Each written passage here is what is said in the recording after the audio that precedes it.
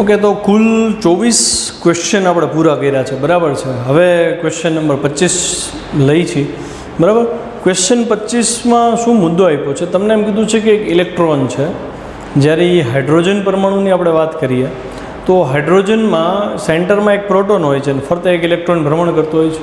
તો આપણો 25મો ક્વેશ્ચન એવો છે કે જો હાઇડ્રોજનના પરમાણુમાં એક ઇલેક્ટ્રોન ભ્રમણ કરતો હોય તો એ ભ્રમણ કરતા ઇલેક્ટ્રોનની ચુંબકીય ડાયપોલ મોમેન્ટ શોધો. અચ્છા, ફરીથી એકવાર ચુંબકીય ડાયપોલ મોમેન્ટ વિશે વાત કરી લઈ. તમે એક વસ્તુ તો ક્લિયર થઈ ગઈ છે કે પ્રવાધારિત લૂપ હોય એટલે એ ચુંબકીય ક્ષેત્ર ઉત્પન્ન કરે, અને જ્યાં ચુંબકીય ક્ષેત્ર ઉત્પન્ન થતું હોય ત્યાં એની ડાયપોલ મોમેન્ટ તો હોય જ, બરાબર છે. ડાયપોલ મોમેન્ટ વધારે ડિટેલમાં નેક્સ્ટ ચેપ્ટરમાં પાછું આવશે, બરાબર. અત્યારે આપણી પાસે ડાયપોલ મોમેન્ટનું જે સૂત્ર અવેલેબલ છે એ છે NIA, એટલે કે પ્રવાધારિત લૂપ હોવી જોઈએ અને એ કંઈક ક્ષેત્રફળ ઘેરતી હોય તો એ ચુંબકીય ડાયપોલ મોમેન્ટ ઉત્પન્ન કરે. હવે તમે ખાલી વિચાર કરો, હું એક ઇલેક્ટ્રોનને હાઇડ્રોજનની કક્ષામાં લઉં તો જે ડાયાગ્રામ મળે એ મને આવો ડાયાગ્રામ મળે. તો સેન્ટરમાં પોઝિટિવ ચાર્જ હશે અને ઇલેક્ટ્રોનનું ભ્રમણ મેં દર્શાવ્યું છે, બરાબર છે. તો અહીં તમે જુઓ છો ઇલેક્ટ્રોન વિષમ ઘડી દિશામાં ભ્રમણ કરે છે. અચ્છા, હવે આપણે તો એ વાત થઈ ને કે ચુંબકીય ડાયપોલ મોમેન્ટ તો એને જ બને જેની પાસે પ્રવાહ હોય. તો અહીંયા શું ઇલેક્ટ્રોનનું ભ્રમણ થાય છે તો આપણે એમ કહી શકીએ કે આ પ્રવાહ ધરાવતું હશે. વિચારવો જોઈએ, શું ગતિ કરતો ઇલેક્ટ્રોન પ્રવાહ ધરાવે? હા, આપણે એ તો વ્યાખ્યા આપી છે ને પ્રવાહની, વિદ્યુત પ્રવાહની, કે વિદ્યુતભાર ગતિ કરે તો પ્રવાહ ઉત્પન્ન થાય. તો એનો મતલબ એવો થયો કે અહીંયા ઇલેક્ટ્રોનનું ભ્રમણ થાય છે તો એનો મતલબ અહીંયા પ્રવાહ પણ હોવો જોઈએ. પણ આપણે બે પ્રકારના પ્રવાહ ભણ્યા છે, એક સાચો પ્રવાહ અને એક રૈવાજિક પ્રવાહ. રૈવાજિક પ્રવાહ હંમેશા ઇલેક્ટ્રોનની ગતિથી વિરુદ્ધ દિશામાં હોય. તો અહીંયા ઇલેક્ટ્રોનની ગતિ તો વિષમઘડી દિશામાં છે. એનો મતલબ એવો થયો કે અહીંયા જે રૈવાજિક પ્રવાહ મળે છે એ સમઘડી દિશામાં હોવો જોઈએ. અને સમઘડી દિશામાં પ્રવાહની ચર્ચા થઈ ગઈ એટલે આપણને I મળી જાય, બરાબર. અને આ લૂપ વડે જે ક્ષેત્રફળ ઘેરાયેલું છે એટલે એરિયા મળી જાય. આ લૂપ જ થઈને કાલ્પનિક જે કક્ષા છે તો આપણી પાસે કક્ષાનું ક્ષેત્રફળ છે, આપણી પાસે રૈવાજિક પ્રવાહ મળી જાય છે. તો હું I × A કરી દઉં તો મને આની ચુંબકીય ડાયપોલ મોમેન્ટ મળી જાય ને. ઓકે, તો આ થયું આપણો બેઝ. હવે આપણે થોડું થિયોરિકલ એમાં આગળ વધીએ અને થોડાક 2-3 નવા સૂત્ર છે એ પણ તમારે શીખવાના રહેશે. જો સૌથી પહેલાં હાઇડ્રોજન પરમાણુ માટે એક બોહર મોડેલ આપણે ધ્યાનમાં લીધું છે. તો બોહરે જ આ મોડેલ આપ્યું હતું કે સેન્ટરમાં પ્રોટોન હોવા જોઈએ અને ફરતે ઇલેક્ટ્રોન રોટેટ થતા હોવા જોઈએ.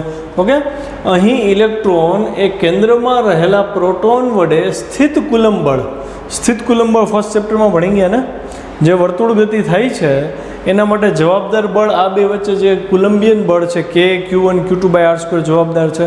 તો એ બળને લીધે એની ભ્રમણ ગતિ થાય છે.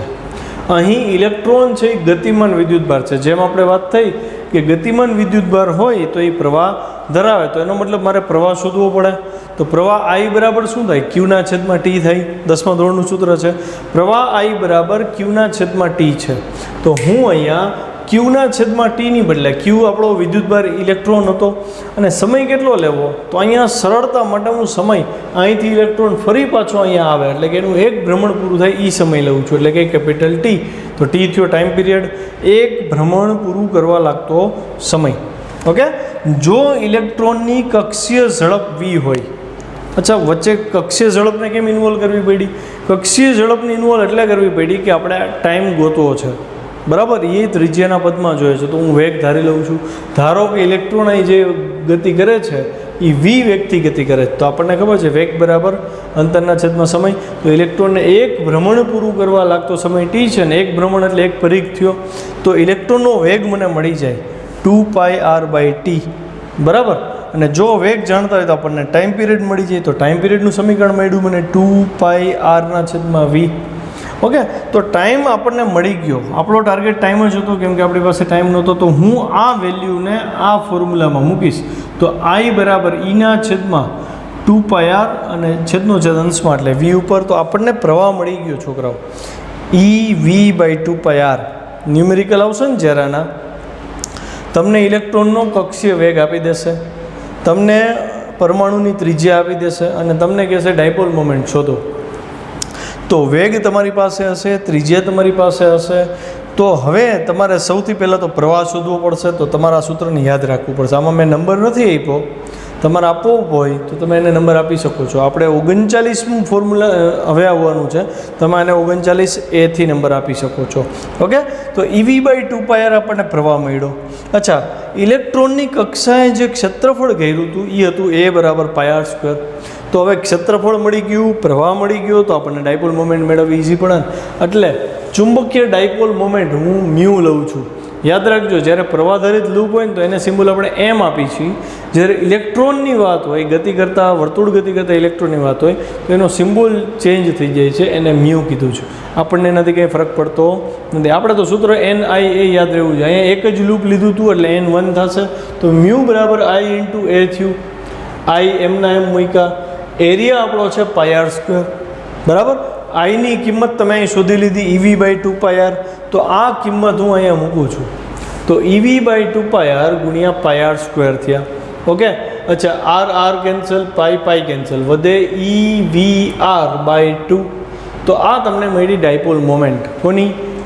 ઇલેક્ટ્રોનની. કોના પદમાં? તો કે ઇલેક્ટ્રોનના વિદ્યુતભાર, ઇલેક્ટ્રોનના વેગ અને ઇલેક્ટ્રોનની ત્રિજ્યા, આ ત્રણેયના પદમાં તમને ડાયપોલ મોમેન્ટ મળી. હજી થોડુંક આમાં એડવાન્સ ચાલવું પડશે, બરાબર છે. આ આપણું સમીકરણ 39 છે, બરાબર. સમીકરણ લખતા રહેજો, પ્રેક્ટિસ કરતા રહેજો. ન્યુમેરિકલ કરતી વખતે તમે એન્જોય કરતા હશો, ન્યુમેરિકલ મજા આવતી હશે. જો ફોર્મ્યુલા કર્યા હશે તો મજા આવશે, બરાબર છે. અચ્છા, અહીં ઇલેક્ટ્રોનની દિશા, જે મેં વાત કરી હતી ને શરૂઆતમાં, ઇલેક્ટ્રોન વિષમઘડી દિશામાં છે.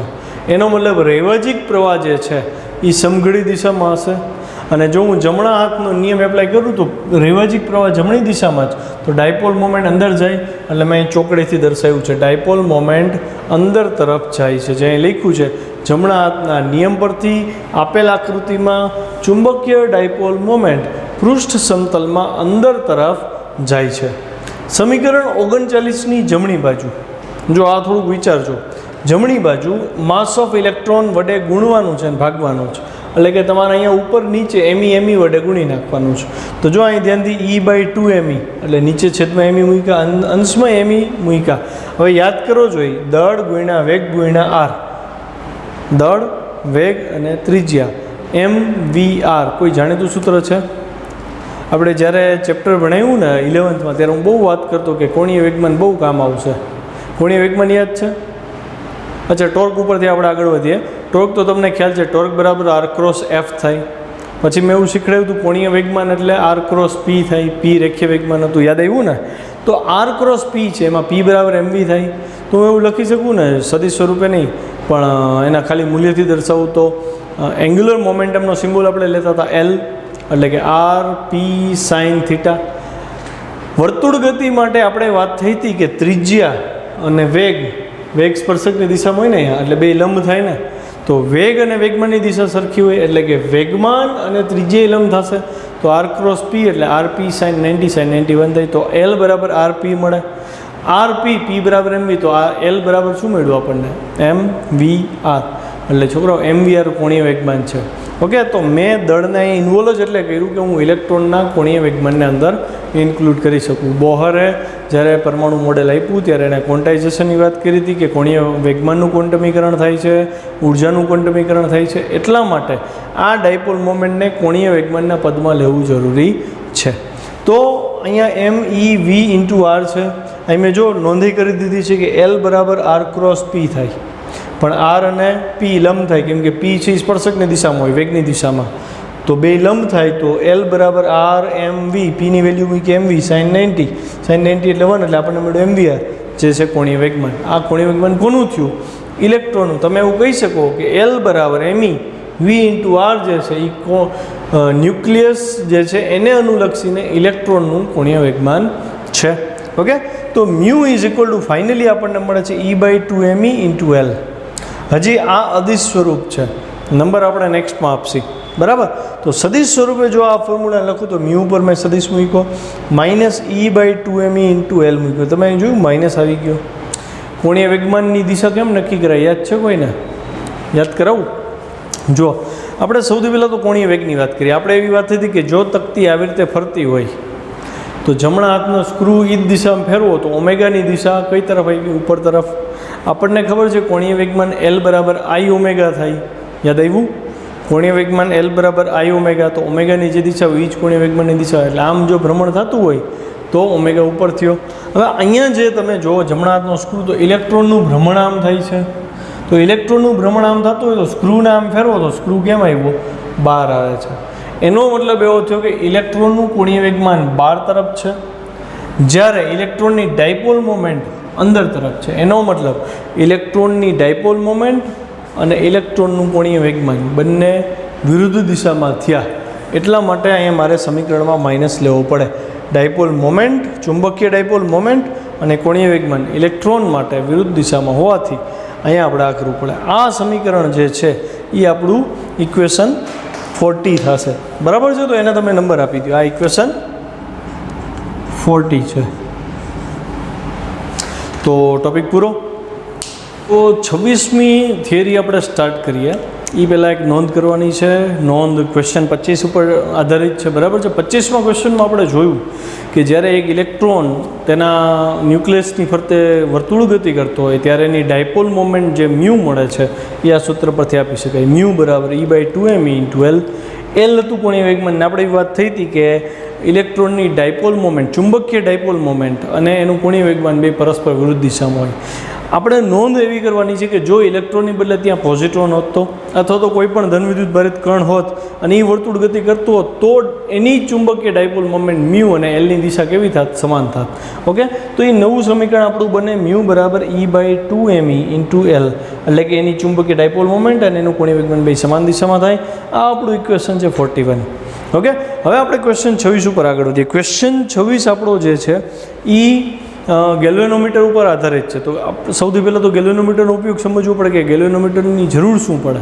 તો માની લો આપણે જે ફેરેડેનો એક્સપેરિમેન્ટ છે, તમે 10માં ભણી ગયા છો કે વિદ્યુત ડાયનેમો કેવી રીતે કામ કરે, કે ચુંબકીય ક્ષેત્રમાં જો કોઈ કોઇલને ગતિ કરાવી તો એમાંથી ઇલેક્ટ્રિસિટી મળતી હતી. હવે એ જે પ્રવાહ મળે છે ને એ બહુ સૂક્ષ્મ પ્રવાહ હોય, એટલે કે અડીને તો ચેક થતો નથી કે કરંટ વહે છે કે નહીં, અને કદાચ એમાં એટલો સૂક્ષ્મ પ્રવાહ વહે છે કે અડો તો એ તમને ખબર ન પડે કે પ્રવાહ વહે છે કે નહીં. તો એવા કિસ્સામાં જ્યારે બહુ સૂક્ષ્મ પ્રવાહ વહેતો હોય ત્યારે એ પ્રવાહની નોંધ લેવા માટે ગેલ્વેનોમીટરની જરૂર પડે. ઘણા ગેલ્વેનોમીટર એટલા સક્ષમ હોય છે જે માઇક્રો એમ્પિયર પ્રવાહ હોય, એટલે કે 1 એમ્પિયરના 10 લાખમાં ભાગનો પ્રવાહ હોય એને પણ નોંધી લે છે. બરાબર? તો એમાં થાય શું ખરેખર, જ્યારે પ્રવાહ પસાર થાય ને ત્યારે ગેલ્વેનોમીટરની સોયમાં કોણાવર્તન જોવા મળે. તો આપણે આજે જે શીખવાના છીએ કોણાવર્તન શું કામ થાય, કયા સિદ્ધાંતથી થાય અને કોણાવર્તન પરથી કેવી રીતે પ્રવાહ કેટલો પસાર થયો શોધવું હોય તો આપણે એ સમજવું પડે. તો આપણે એ જોઈએ. આખી સૌથી પહેલાં હું તમને એનો ડાયાગ્રામ સમજાવી દઉં છું. ડાયાગ્રામ જોઈ લો, પછી થિયરીમાં આગળ વધીએ. બરાબર? તમે જોઈ શકો છો સૌથી અંદર જે આ બ્લુ લાઇનવાળું લંબચોરસ દેખાય છે ને કોઇલ જેવું, એકચ્યુઅલી વાયરને આંટા ચડાવી અને એક લંબચોરસ કોઇલને ગોઠવી છે અહીંયા, અને એ કોઇલને અહીંયા કિલકિત કરેલી છે જેથી કરીને એ ભ્રમણ કરી શકે. બરાબર? પછી જે આ બ્લેક કલરની સ્પાઇરલ સ્પ્રિંગ છે જેને મેં SP થી દર્શાવ્યું છે, એ સ્પાઇરલ સ્પ્રિંગને આ કિલકિત કરેલા ગૂંચળા સાથે જોઈન્ટ કરી દીધું છે. બરાબર છે? જ્યારે આ ગૂંચળું વર્તુળ ગતિ કરે ત્યારે આ સ્પ્રિંગમાં વળ ચડશે, અને એ વળને લીધે જ્યારે પ્રવાહ બંધ થાય ત્યારે એ વળને લીધે આ ગૂંચળું પાછું પોતાની મૂળ પરિસ્થિતિમાં, એટલે કે 0 ઉપર હશે તો 0 ઉપર પાછું ગોઠવાઈ જશે. ઓકે, પછી જે આ રેડ કલરનું સર્કલ જોવો છો, એકચ્યુઅલી સર્કલ નહીં સિલિન્ડર છે. 2 ડાયમેન્શનમાં ઉપરનો વ્યૂ છે એટલે આપણને સર્કલ દેખાય. ખરેખર આ નળાકાર છે, નરમ લોખંડનો બનેલો નળાકાર છે. તો અહીં વચ્ચે નરમ લોખંડનો ગર્ભ હોય એવો નળાકાર ગોઠવવાનું રીઝન શું? સૌથી પહેલાં તો એ સમજવું પડે કે નરમ લોખંડ જે છે એની પરમિએબિલિટી સૌથી વધારે છે. બરાબર? નોંધ કરવી હોય તો નોંધ કરો, હાસ્યમાં લખો કે જે પદાર્થની પરમિએબિલિટી વધુ હોય તેમાંથી પસાર થતું ચુંબકીય ક્ષેત્રનું મૂલ્ય પણ વધે છે. બરાબર? જેની પરમિએબિલિટી વધુ તેમાંથી પસાર થતું ચુંબકીય ક્ષેત્ર છે એ વધુ પસાર થાય. ખ્યાલ આવે? એનો મતલબ એવો થયો કે ચુંબકીય ક્ષેત્ર ચલે છે પરમિએબિલિટી. અહીંયા નળાકાર લોખંડ મૂકવાનું રીઝન એવું છે કે નળાકાર લોખંડને લીધે જે તમે જોવો છો નોર્થ પોલ ને સાઉથ પોલવાળા બે મેગ્નેટ લીધા છે, એનું જે મેગ્નેટિક ફિલ્ડ છે સીધું નોર્થ ટુ સાઉથ જવાને બદલે તમે જોઈ શકો છો આમાં દાખલ થાય છે. બરાબર છે? આ નળાકાર નરમ લોખંડ છે, નરમ લોખંડની પરમિએબિલિટી ઊંચી છે. પરમિએબિલિટી ઊંચી છે એટલે મેગ્નેટિક ફિલ્ડ લાઇન અહીંથી સીધી જવાને બદલે આમાં જાય છે અને આમાંથી થઈ અને પછી આમાં જાય છે. તો હવે નેક્સ્ટ સવાલ એવો થાય કે ભાઈ તો આમાં જવા દેવાનું રીઝન શું કામ ને ચુંબકીય ક્ષેત્રને આવી રીતે આના સેન્ટર ઉપર આવતું હોય એવું શું કામ એરેન્જ કર્યું? એનું મુખ્ય રીઝન એ છે કે જો હું આને સમતલ આ લઉં, આ જે ગૂંચળું છે વીટેલું એનું સમતલ આ થશે તો એ સમતલનો એરિયા વેક્ટર આ થાય, બરાબર છે. એ એરિયા વેક્ટર જ્યારે આનું ભ્રમણ થાય ત્યારે દર વખતે મેગ્નેટિક ફિલ્ડને કેવો રહેવો જોઈએ? લંબ રહેવો જોઈએ. ખ્યાલ આવે? તો અત્યારે તમે જુઓ અહીંયા તો મેં જ્યારે આમ પકડ્યું છે ત્યારે મેગ્નેટિક ફિલ્ડ લાઇન જુઓ તમે અહીંયાથી આવી રીતે પાસ થાય છે, દેખાય છે? એટલે આ રેડ છે એ મેગ્નેટિક ફિલ્ડ લાઇન છે, બ્લેક છે એ એરિયા વેક્ટર છે. તો મેગ્નેટિક ફિલ્ડ અને એરિયા વેક્ટર બે લંબ થયા, એના માટે આને કેન્દ્રગામી અથવા તો ત્રિજ્યાવર્તી કરવું પડે. ત્રિજ્યાવર્તી થાય એના લીધે આનો એરિયા વેક્ટર અને ચુંબકીય ક્ષેત્ર બે વચ્ચેનો એંગલ 90 ડિગ્રીનો બને, અને એ એંગલ 90 ડિગ્રીનો બને તો આપણને ખબર છે પ્રવાહ આધારિત ગૂંચળું જ્યારે ચુંબકીય ક્ષેત્રમાં મૂકીએ તો એની ઉપર ટોર્ક લાગે, અને ટોર્ક હતું NIAB sin થીટા. અહીંયા થીટા 90 થઈ જાય. એ 90 કરવા માટે NIAB sin 90 કરવા માટે આ ચુંબકીય ક્ષેત્રને ત્રિજ્યાવર્તી બનાવ્યું, અને એ ત્રિજ્યાવર્તી બનાવવા માટે અહીંયા નરમ લોખંડનો નળાકાર ભાગ મૂક્યો છે. ખ્યાલ આવ્યો? અને 90 શું કામ કર્યું હતું કે ટોર્ક આપણે મહત્તમ જોઈએ, મહત્તમ ટોર્ક લાગે તો આ ગૂંચળું છે જે આ કોઇલ છે એનું ભ્રમણ થશે, એ ભ્રમણ થશે તો એની અરે જોડેલી સોય છે એનું ભ્રમણ થશે. આ બેઝિક સિદ્ધાંત થયો. અચ્છા, જ્યારે એનું ભ્રમણ થાય એ ટોર્કને લીધે આનું ભ્રમણ થશે, સોયામાં આવશે, અને એની જ સાથે આ જે સ્પાઇરલ સ્પ્રિંગ છે એમાં પુનઃસ્થાપક ટોર્ક ઉત્પન્ન થશે. કેમ કે વળ ચડે ને, ચાવીવાળા રમકડામાં કેમ ચાવી મારીએ તો વળ ચડે છે, પછી ચાવી મૂકો એટલે વળ ઉતરે એટલે રમકડું આગળ હાલે. જેમ કેમ આપણે સ્પ્રિંગને એક્સ જેટલી ખેંચતા હતા, મૂકીએ એટલે પાછું એક્સ જેટલું ડિસ્ટન્સ ટ્રાવેલ કરીને મૂળ હતી એમ સ્થિર થાય. તો એ જ વસ્તુ અહીંયા પુનઃસ્થાપક ટોર્ક ઉત્પન્ન થશે. જ્યારે અહીંયા ઉદ્ભવતું સ્પ્રિંગ એસપીમાં ઉદ્ભવતું પુનઃસ્થાપક ટોર્ક અને આ કોઇલમાં લાગતું ટોર્ક એના AB બે સરખા થશે ત્યારે સોય જે તે જગ્યાએ સ્થિર થશે. એ સમયનો જે એંગલ હશે એ એંગલ આપણે ગોતવાનો થાય. ખ્યાલ આવે? અને એ એંગલની મદદથી આપણે પ્રવાહનું મૂલ્ય શોધશી. તો થિયરીમાં આગળ વધીએ. થિયરીનો પહેલો મુદ્દો જુઓ. ગેલ્વેનોમીટર ઘણા આંટાવાળા ગૂંચળાનું બનેલું છે જે નિયમિત ત્રિજ્યાવર્તી ચુંબકીય ક્ષેત્રમાં તેની સ્થિર અક્ષને અનુલક્ષીને મુક્ત ભ્રમણ કરે છે. તો જે ઘણા બધા આંટાવાળું ગૂંચળું છે એ આ છે. પછી નિયમિત ત્રિજ્યાવર્તી ચુંબકીય ક્ષેત્ર કીધું છે. તો નિયમિત ત્રિજ્યાવર્તી એટલે આ નિયમિત ચુંબકીય ક્ષેત્ર થયું, ત્રિજ્યાવર્તી છે. એ ચુંબકીય ક્ષેત્રમાં આ કોઇલ એની ધરી ઉપર મુક્ત ભ્રમણ કરી શકે એવું ગોઠવણ કરેલું છે. નેક્સ્ટ પોઈન્ટ, તેમાં એક નરમ લોખંડનો નળાકાર કેન્દ્રમાં મૂક્યો છે જે આ ચુંબકીય ક્ષેત્રને ત્રિજ્યાવર્તી બનાવે છે અને ચુંબકીય ક્ષેત્રની તીવ્રતા વધારે છે. એટલે કે આ નળાકાર જે છે લોખંડનો એના લીધે ચુંબકીય ક્ષેત્ર ત્રિજ્યાવર્તી થાય છે. ત્રિજ્યાવર્તી શું કામ કરવું પડે એ આપણે ચર્ચા થઈ. અને ચુંબકીય ક્ષેત્ર ત્રિજ્યાવર્તી થાય છે અને આની પરમિએબિલિટી ઊંચી છે, તેથી આમાંથી પસાર થતું ચુંબકીય ક્ષેત્ર પણ વધી જશે.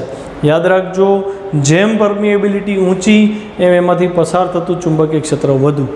થર્ડ પોઈન્ટ, જ્યારે ગૂંચળામાંથી વિદ્યુત પ્રવાહનું વહન થાય, મતલબ આની અરે જ્યારે આ કોઇલની સાથે વાયરિંગ કરેલું હોય બે છેડાનું, જ્યારે પ્રવાહ પસાર થશે ત્યારે એના ઉપર ટોર્ક લાગશે. અને ટોર્ક કેટલું હશે? NIAB sin થીટા જેટલું. ઓકે, પણ આપણને ખબર છે કે ભાઈ ચુંબકીય ક્ષેત્ર તો ત્રિજ્યાવર્તી છે અને આનો એરિયા વેક્ટર છે દર વખતે કોઈ પણ જગ્યાએ જોશો તો NIAB sin 90 થીટા 90 જ થશે. એટલે હું એવું કહી શકું થીટા 90 થાય તો ગૂંચળા ઉપર લાગતું ટોર્ક બરાબર NIAB થશે. આ ટોર્કને લીધે ગૂંચળું કોણાવર્તન અનુભવે. કોણાવર્તન અનુભવે એટલે આ સોય છે એ આગળ વધતી જશે. સોય એમને આગળ નહીં વધે, કોણાવર્તન ચાલુ નહીં રહે, ઊભી રહેશે. ક્યારે ઊભી રહેશે? જ્યારે આ સ્પ્રિંગમાં પુનઃસ્થાપક ટોર્ક આ કોઇલમાં ઉદ્ભવતા NIAB ટોર્ક જેટલું થાય ત્યારે. તો આ ટોર્કને લીધે ગૂંચળું કોણાવર્તન અનુભવે. આકૃતિમાં દર્શાવ્યા મુજબ સ્પ્રિંગ SP વડે વિરુદ્ધ ટોર્ક લાગે KΦ. જેમ કે પુનઃસ્થાપક બળ આપણને ખબર છે F બરાબર -KX લાગે ને, આ પુનઃસ્થાપક બળ હતું સુરેખ સ્પ્રિંગ માટે, તો આ સ્પાઇરલ સ્પ્રિંગ છે તો એના માટે બળની બદલે ટોર્ક આવી જાય માઇનસ K5. આ કેને વળ અચળાંક કહેવાય, ટોર્ક અચળાંક કહેવાય, અને એનો એકમ તમે અહીં ન્યૂટન મીટર પર રેડિયન કરી શકો છો. ઓકે, તો સ્થિર કોણાવર્તન તમને મળ્યું અને વિરુદ્ધ ટોર્ક લાગ્યું K5 જે NIAB ને સમતોલે છે ત્યારે તમને એક કોણાવર્તન ફાઈ મળ્યું. એ ખૂણો નોંધી લેવાનો છે. ખરેખર તમે છોકરાઓ ગેલ્વેનોમીટર જ્યારે જોવો ને ચલિત ગૂંચળાવાળું તો એમાં સમક્ષિતિજ એક પ્લેટ હોય વર્તુળાકાર, મોટું હોકાયંત્ર વિચારો ને, મોટા હોકાયંત્રમાં કેમ નોર્થ સાઉથ ઈસ્ટ વેસ્ટ હોય એવી રીતે અહીંયા હોકાયંત્ર જેવી જ રચના હોય, પણ એમાં દિશાને બદલે 0 ડિગ્રીથી આખું ચક્કર ફરી 360 ડિગ્રી સુધીના ખૂણા દર્શાવેલા હોય. જ્યારે તમે આખી સેટઅપ કરો ત્યારે સોય જે છે એ 0 ઉપર સેટ હોય. જેવી સ્વિચ ઓન કરશો એટલે સોયનું કોણાવર્તન થશે. સોય માની લો કે 30 ડિગ્રી આવેલી એટલે તમને શું મળ્યો? ફાઈ મળ્યો. એ ફાઈ આપણો 30 ડિગ્રી થયો. ફાઈ મળી જાય અને સંતુલનમાં હોય તો આપણને ખબર છે K5 બરાબર NIAB થાય. સંતુલન આવ્યું તો જ સોય અહીંયા સ્થિર થઈ હોય, એટલે કે સ્પ્રિંગમાં ઉદ્ભવતું ટોર્ક K5 અને ગૂંચળામાં ઉદ્ભવતું ટોર્ક NIAB બે સરખા થાય. ગૂંચળામાં કેટલા આંટા છે એ તમને એમાં લખેલું હોય મશીન ઉપર, બરાબર. એનો આડછેદને એનો એરિયા જે છે ઘેરાયેલો લૂપ જે કોઇલ હતી એનો એ આપી દીધો હોય. ચુંબકીય ક્ષેત્ર કેટલું એ તમને ખબર હોય, તમારે I શોધવાનો હતો, પ્રવાહ કેટલો પસાર થાય એ શોધવો હતો, અને K તમને વળ અચળાંકે આપી દીધો હોય તો તમારી પાસે K છે, N છે, A છે, B છે, અને ફાઈ તો 30 ડિગ્રી આપણે જોયો તો બધી વેલ્યુ આપણને ખબર છે તો I મળી જાય ને. અહીંયા હું ફાઈને કરતાં બનાવું તો NAB/K × I મળે. આ ચારેય રાશિ અચળ છે, જ્યારે ફાઈ ચલે છે I થાય. એનો મતલબ 30 ડિગ્રીને બદલે 60 ડિગ્રી થાય ને તો આપણું જજમેન્ટ એવું કહે કે આમાંથી પસાર થતો પ્રવાહ વધારે છે. 60નું 90 થાય તો પ્રવાહ વધે. 90નું ફરતા ફરતા માની લો કે 270 ડિગ્રી થઈ ગયું તો એ પ્રવાહ વધારે થયો. એમ કરતાં કરતાં છોકરો એક પરિસ્થિતિ એવી આવે કે સોય આખું એક કોણાવર્તન પૂરું કરે, 360 ડિગ્રી થયું, પછી પ્રવાહ વધારે, પછી બંધ કરી દેવું પડે. પછી જો પ્રવાહ વધારો ને તો ગેલ્વેનોમીટર બરી જાય. મતલબ ગેલ્વેનોમીટરની લિમિટ કેટલી? એ 0 ડિગ્રી, 90 ડિગ્રી, 180, 270, 360 ડિગ્રી ત્યાં સુધી સેફ છે. એનાથી ઝાઝો પ્રવાહ માપવા જાઓ એટલે કે સોયનું બીજું કોણાવર્તન ચાલુ થાય તો એ ગેલ્વેનોમીટર બળી જવાનો ભય રહે. એટલે દરેક ગેલ્વેનોમીટરની એક ક્ષમતા હોય, એની પર લખેલું હોય કે આ ગેલ્વેનોમીટરમાં 5 માઇક્રોએમ્પિયર સુધીનો પ્રવાહ જ મપાય. હવે જો તમે સર્કિટ એવી રીતે જોઈન્ટ કરો અવરોધને બધું મૂકીને અને 5 માઇક્રોએમ્પિયર પ્રવાહ પસાર કરો તો એમાં સોય આખું ચક્કર ફરી જશે, કેમ કે એની મહત્તમ કેપેસિટી 5 માઇક્રોએમ્પિયરની હતી. 5 માઇક્રોએમ્પિયર એ ફાઈ જે છે એ 360 ડિગ્રી થઈ જતો હોય. હવે અહીંયા તમે 6 માઇક્રોએમ્પિયર વાળી સર્કિટ જોડો ને તો પછી ગેલ્વેનોમીટર તમારે નવું લઈને દેવું પડે સ્કૂલને. ખ્યાલ આવે? અચ્છા, તો આ જે અચળાંક મળે છે આને નામ આપ્યું ગેલ્વેનોમીટરની સંવેદિતા. ખ્યાલ આવ્યો? પ્રવાહ સંવેદિતા કહેવાય એને. પ્રવાહ સંવેદિતા છોકરાઓ જેમ વધુ એમ એ ઓછામાં ઓછો પ્રવાહ માપી શકે. યાદ રાખજો, પ્રવાહ સંવેદિતા જેમ વધુ એમ એ વધુ સૂક્ષ્મ મૂલ્યોનો પ્રવાહ માપી શકે. ખ્યાલ આવે છે? માની લો કે એક ગેલ્વેનોમીટર છે તો એ 1 માઇક્રોએમ્પિયરનું માપન નથી કરી શકતો પણ 5 માઇક્રોએમ્પિયરનું માપન કરી શકે. તો હું એવું કહી શકું કે એની પ્રવાહ સંવેદિતા ઓછી પડી 1 માઇક્રોએમ્પિયરનું માપન કરવા. જ્યારે હું બીજું ગેલ્વેનોમીટર યુઝ કરું અને 1 માઇક્રોએમ્પિયરનું જો માપન કરી શકે તો હું એવું કહીશ કે એ ગેલ્વેનોમીટરની પ્રવાહ સંવેદિતા વધુ છે. અથવા બીજી સારી રીતે સમજવું હોય તો એમ કહી શકાય કે 2 ગેલ્વેનોમીટર છે, બેયની પ્રવાહ સંવેદિતા અલગ અલગ છે. કોની વધારે કોની ઓછી આપણને નથી ખબર, પણ બેયમાં મેં 1 માઇક્રોએમ્પિયર પ્રવાહ પસાર કર્યો. બરાબર? 2 ગેલ્વેનોમીટર છે, બેયમાં 1 માઇક્રોએમ્પિયર પ્રવાહ પસાર કર્યો. તો પહેલું ગેલ્વેનોમીટર છે એમાં 1 માઇક્રોએમ્પિયર પસાર કરતાં એનું કોણાવર્તન 30 ડિગ્રીનું થયું, અને બીજા ગેલ્વેનોમીટરમાં 1 માઇક્રોએમ્પિયરનો પ્રવાહ પસાર કરતાં જો એનું કોણાવર્તન 60 ડિગ્રીનું થાય તો હું એવું કહી શકું કે જેમાં કોણાવર્તન વધુ થયું એકમ પ્રવાહ દીઠ એ પ્રવાહ સંવેદિતા ઊંચી. એટલે કે φ/I જે આને આપણે કહીને એકમ પ્રવાહ દીઠ વળ અથવા એકમ પ્રવાહ દીઠ જેનું આવર્તન વધારે એની પ્રવાહ સંવેદિતા વધારે. ઓકે, તો આ ટોપિક હું અહીંયા પૂરો કરું છું.